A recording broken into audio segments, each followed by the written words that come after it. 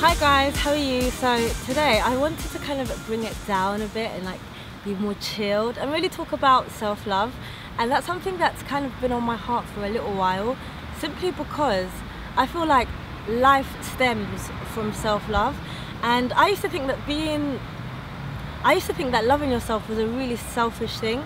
So I used to give myself, not like that, but I used to give myself to like everyone, to like my family, to like my friends, to my boyfriend, to work, to college, to school, whatever it was. I always used to give so much of myself, and I just realized that I wasn't loving myself. I wasn't giving myself time. If I wasn't happy with something, I didn't really care. I kind of made sure someone else was happy first.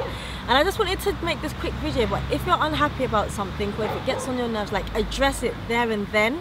Don't like wait for a bit and then, you know, that person's kind of got used to the way things are, and then suddenly you bring up this, oh, I don't like this, or this is something that I'm not happy with, and they're like, well, and they're almost like, well, you've kept it up for like 2 months or 2 years or 20 years, like why are you complaining now? And then you have to kind of work back from that, and then it kind of changes the dynamics of either the relationship, the friendship, the family relationship, and it's not really where you want to be. So if something comes up, like address it there and then. If it makes you unhappy, address it there and then, and also have time to yourself.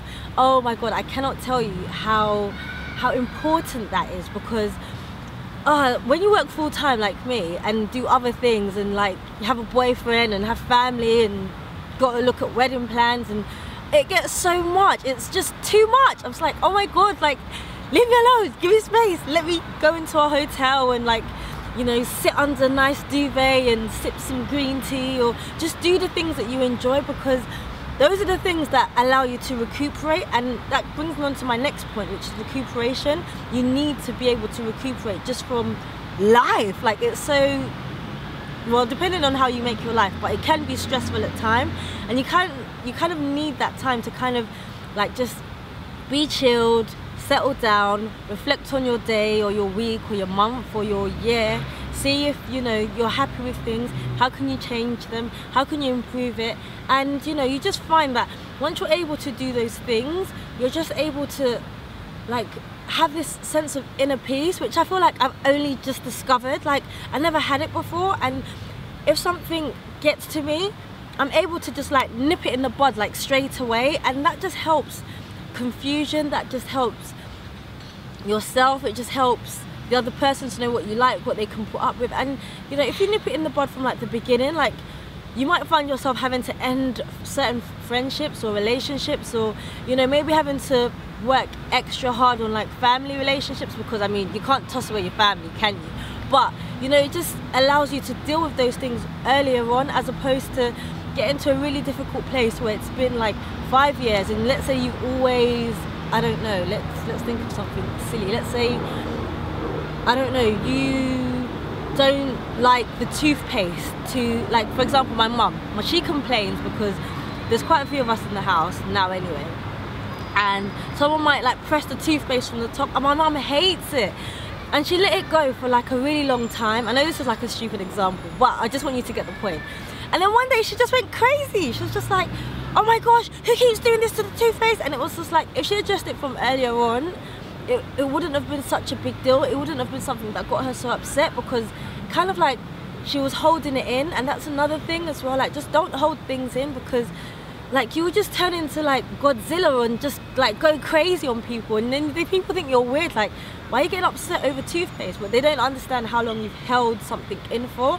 So like, don't hold anything in, like be blunt, be blunt, be harsh, be direct, and do those things. And it just helps you to just, I don't know, really be able to just have a standard, and then people know what that standard is. So like, for example, Michael, he's so extra, right? He's such a clean freak, and to the point where he likes his plates washed a certain way, and I'm like, babe, I'm not gonna wash the dishes the same way that you wash the dishes. It's just not gonna happen. I wash the dishes and that's it. Sometimes he will be standing over my shoulder and I'm like, do you wanna wash them? Because it's just not gonna happen. Like, the plates are clean and it's fine. Like, And I was like, you have to get away. Whereas if I'd let that slide and just like allow him to be like, oh no, put that plate on the third aisle down, or you know, put the fork this way, or put the knife over there, or you know, put the sponge over there, and I'm like, and I let that slide, then one day I might just turn around and be like, ah! And then he'll think like I'm just some crazy woman, and most people think that women are crazy anyway, and that just will add insult to injury. And I'm not trying to do that, because you know, I got you ladies, I'm trying to hold it up, you know. But like, I just wanted to just talk about some of those things, because it's something that's been on my heart, and I've just really wanted to express, because some people are like, oh, what's self-love and how do you love yourself? But I think it's more about like just standing your ground, so people know your standards. And when people know your standards, it's not like they will like do things without thinking of you. It was more like, okay, yeah, Wande doesn't like that, so I'm not gonna do this, or I'm gonna alter the way I do this, or you know, Michael doesn't like this, so I'm not gonna do it that way.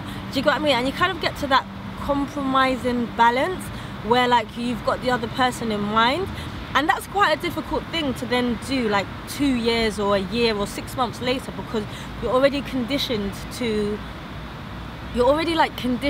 a certain way, and then having to change that, like our mind doesn't necessarily like change, so we have to like be adamant and push for change. And yeah, I feel like once you do those steps, then I just feel like, yeah, you can really learn to like love yourself, and people love you. And one thing I've also learned is that if you don't love yourself first, like trust me, there's nobody in this world that is gonna love you more than you love yourself.